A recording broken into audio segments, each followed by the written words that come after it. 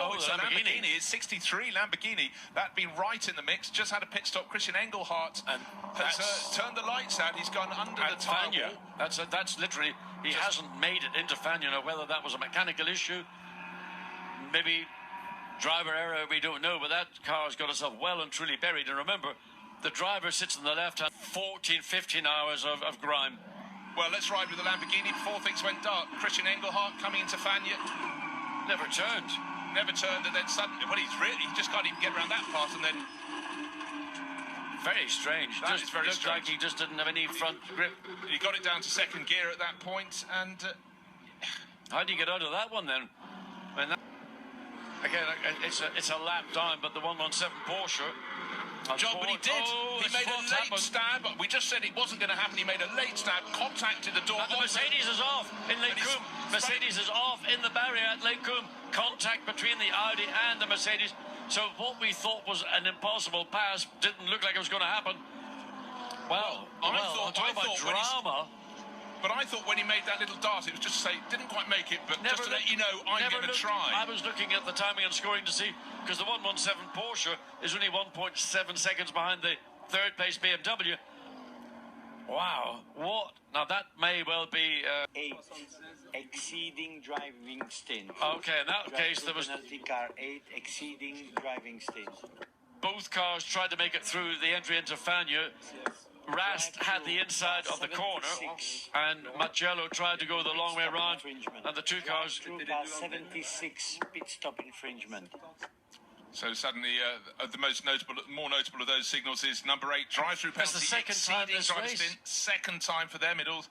I would still say that René is the smiling assassin. He's always smiling, but I think he wasn't quite far enough up to make a challenge. He decided it was worth having a go. Maybe Marcello left the door slightly open in that 90 Mercedes. A long way up. Wow, Bentley stopped, or is that an off? That was number 9, and that...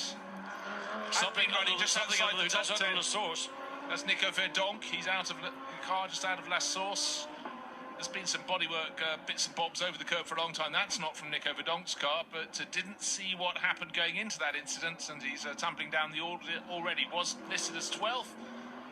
Well, there's extinguishing at the ready for the right rear for the 488, which that was second in the AM class. Exactly. And Van Glavik, he was catching really quite easily, several seconds a lap on Jacques Diver. Will he make it back? But, you know, we're talking about, and there's the Bentley still being worked on. That was the car that went off and stuff at the... That's at a different location. It's gone around the racetrack. To go back to the point I'm trying to make about Blanchimont, if you built a big wall all the way around the outside of the Blanchimont, I promise you, not one driver would hit it. Not one driver would hit it. I think you're right. Now, let's just have a little look. That bodywork is really, really not quite breaking up. But if he'd had that puncture any earlier in the lap, was he going to make it into the pit lane? He was just about got there. So back to the pit lane. There's the Bentley. Look, it is in the pit lane. So let's have a look and see what's going on with the 90. So he's our race leader towards the end. Well, it's a replay coming up.